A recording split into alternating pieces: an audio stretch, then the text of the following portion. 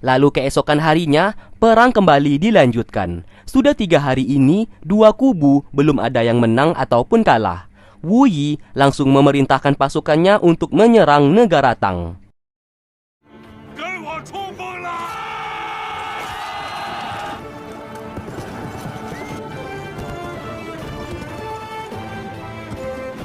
Namun siapa sangka, Jenderal Xi justru membukakan jalan kepada mereka dan tidak lagi menghalangi jalan mereka untuk pergi ke negara Yin.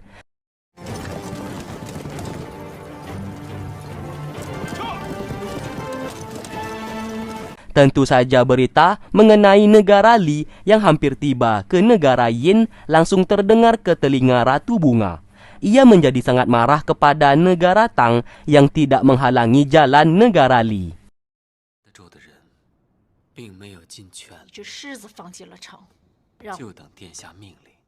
Setelah perang selesai, Asule memerintahkan pasukan elit miliknya agar kembali ke suku Qingyan. Ia pun berterima kasih atas bantuan mereka saat ini, yang mau mendengarkan perintahnya selama masa peperangan terjadi. Pasukan elit di sana pun memberikan hormat kepada Asule dan langsung pergi meninggalkan tempat tersebut untuk kembali ke suku Qingyan. Singkat cerita, negara Li akhirnya tiba ke negara Yin. Lalu terlihat Wu Yi menggunakan pakaian berkabung untuk menemui Reki selaku raja negara Yin saat ini, yang dimana hal tersebut sangatlah tidak sopan. Terlihat jelas Reki begitu ketakutan setelah bertemu dengan Wu Yi. Bahkan ia terbata-bata saat berbicara. Wu Yi memberikan hormat sambil berkata kalau anaknya telah tewas dibunuh oleh negara Tang dan ia ingin meminta keadilan kepada negara Yin agar secepatnya memberikan hukuman kepada negara Tang yang telah membunuh anaknya. Terlihat jelas Wu Yi mencoba memanfaatkan kematian anaknya supaya negara Yin mau menghancurkan negara Tang yang dianggap telah melakukan tindak kejahatan. Padahal semuanya ini Wu Yi sendiri yang memulainya. Negara Yin dianggap sebagai kerajaan terbesar saat ini yang berkuasa di seluruh negeri. Lalu Wu Yi berkata ia akan menjaga keamanan dan selalu membantu negara Yin asalkan dirinya diterima masuk ke dalam negara Yin dan tinggal di sana. Ratu Bunga yang tidak bisa berbuat apa-apa menerima tawarannya tersebut. Bahkan Reki selaku raja memberikan sebuah titah kalau mulai sekarang Wu Yi yang akan menjaga keamanan negara Yin ke depannya. Semua petinggi negara merasa tidak setuju, namun mereka tidak bisa melawan perintah Reki dan memilih diam saja. Jenderal Xi bersama pasukannya kembali ke negara Tang, dan di sana mereka hendak melakukan upacara doa untuk menghormati para pasukan yang telah tewas berjuang di medan peperangan. Tidak hanya itu, Ji Ye diangkat menjadi seorang jenderal atas kontribusinya selama ini. Yang Jun merasa marah karena Ji Ye diangkat menjadi jenderal. Ia tidak setuju akan hal itu. Pedang milik Ji Ye juga dirampas olehnya sambil berkata kalau dirinya lah yang seharusnya menjadi jenderal. Namun terlihat tangan milik Yang Jun terluka parah. Untuk memegang sebuah pedang saja ia tidak mampu. Akhirnya Jenderal Xi mengusirnya dari sana.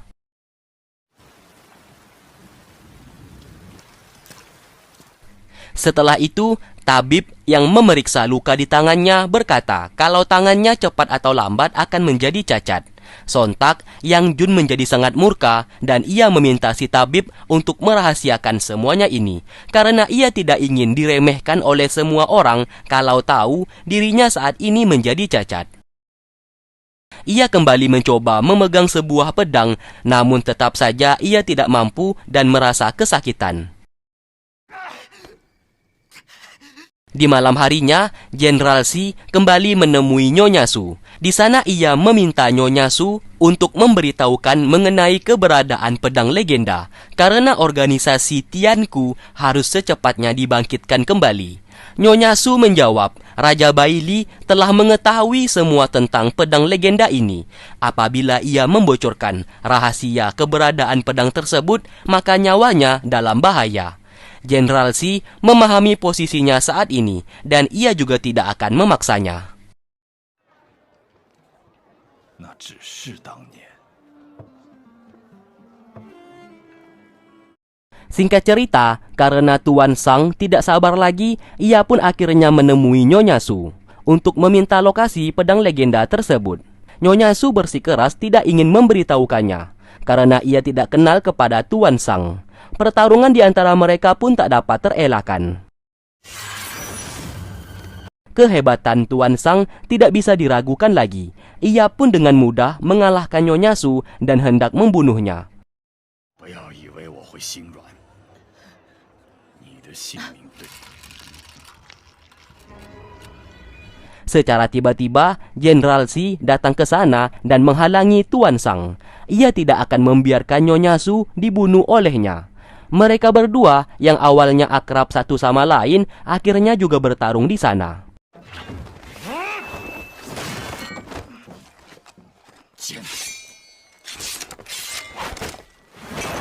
Pertarungan mereka terhenti saat melihat seorang anak yang ketakutan melihat mereka berkelahi. Alhasil, pertarungan itu tidak mereka lanjutkan dan justru istirahat di sana. Jenderal Shi bersama Tuan Sang saling meminta maaf karena bagaimanapun juga mereka berdua sama-sama anggota organisasi Tianku dan tidak seharusnya bertengkar satu sama lain. Jenderal Shi meminta Tuan Sang untuk bersabar dan ia akan mencoba membujuk Nyonya Su untuk mengatakan lokasi pedang legenda itu berada. 闲来无事时，百里景洪在招贤纳士。知道你天驱的身份？知道。百里景知道了，他还会让我带着剑在他身边出。天下任何地方你都能去，为什么那个女人交出苍云古尺？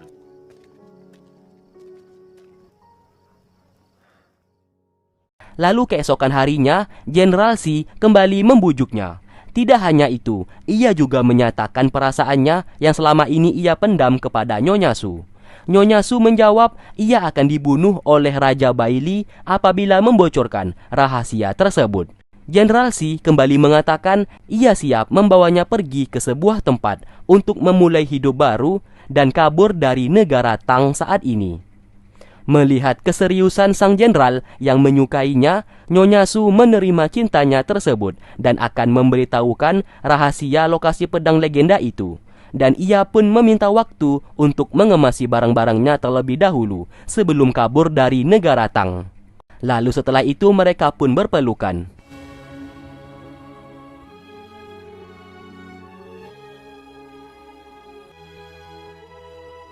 Nyonya Su kembali ke kamarnya untuk menulis pesan terakhir kepada Yang Jun karena saat ini ia akan pergi meninggalkan negara Tang dan tidak akan lagi menjaga ataupun merawatnya.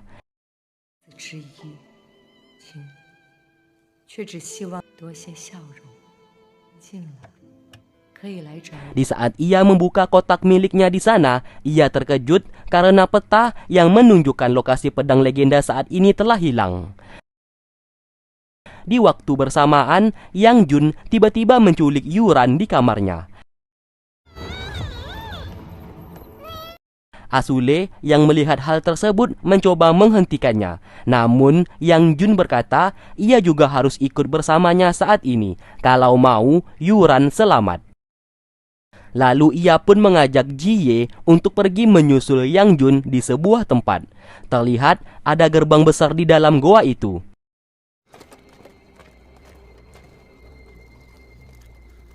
Di saat mereka masuk ke dalam, banyak sekali mayat yang bergelimpangan. Yang diketahui tempat itu adalah makam leluhur negara Tang.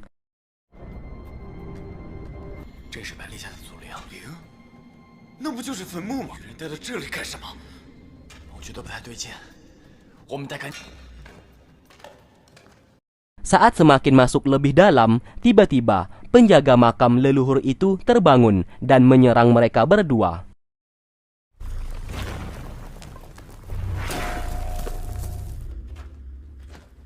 Ternyata itu ulahnya dari Yang Jun. Ia sengaja menyandra Yuran supaya mereka berdua berusaha menyelamatkannya. Dengan begitu, ia memiliki kesempatan untuk mengambil pedang legenda di sana.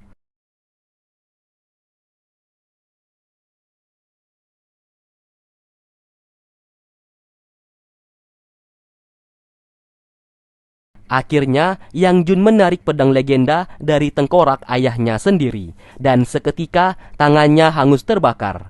Kekuatan jahat di pedang itu merasuki tubuhnya yang membuat ia menjadi jauh lebih kuat.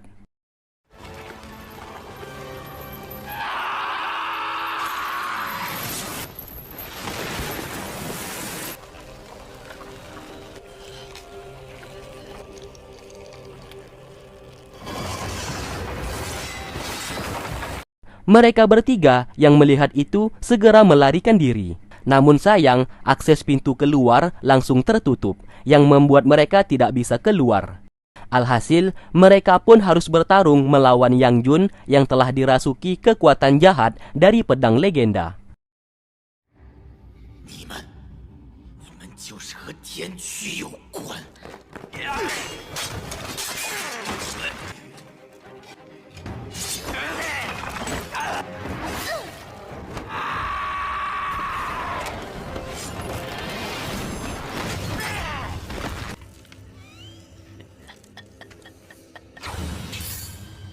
Tak lama kemudian, Nyonya Su datang ke sana untuk menghentikannya. Namun tetap saja hasilnya gagal. Asule mau tidak mau merebut pedang legenda itu dari tangannya. Dan siapa sangka pedang legenda tidak memakan jiwanya. Dan terlihat dari kejauhan, ketua organisasi Tianku, rohnya langsung bangkit dan melempar sarung pedang tersebut sambil berkata, Asule merupakan penerus organisasi Tianku dan sebagai pemilik pedang legenda yang baru. Seketika, tangannya tidak terbakar sama sekali di saat ia memegang pedang tersebut, dan kita pun diperlihatkan betapa dahsyatnya pedang itu.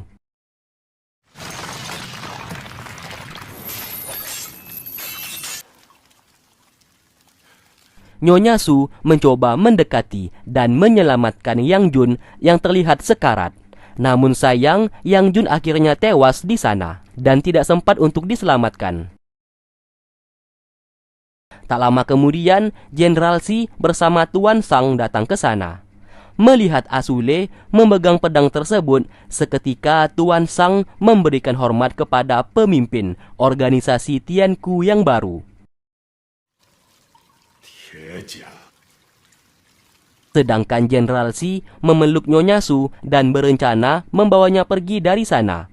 Nyonya Su justru memberikan sebuah cincin sebagai simbol ketua organisasi Tianku kepadanya, yang harus diberikan kepada Asule.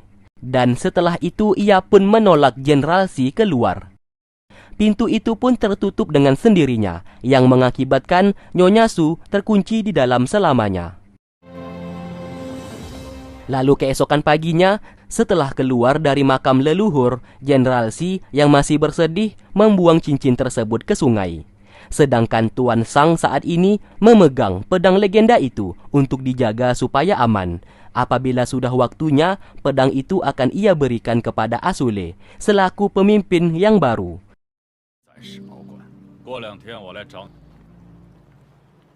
Raja Baili menjadi sangat murka setelah mengetahui pedang legenda dicuri oleh orang lain. Ia pun melihat Yang Jun bersama Nyonya Su telah tewas di dalam. Raja Baili memerintahkan Jenderal Toba untuk segera mengunci akses keluar negara Tang dan mencari pedang legenda sekaligus penerus pedang itu sampai ketemu.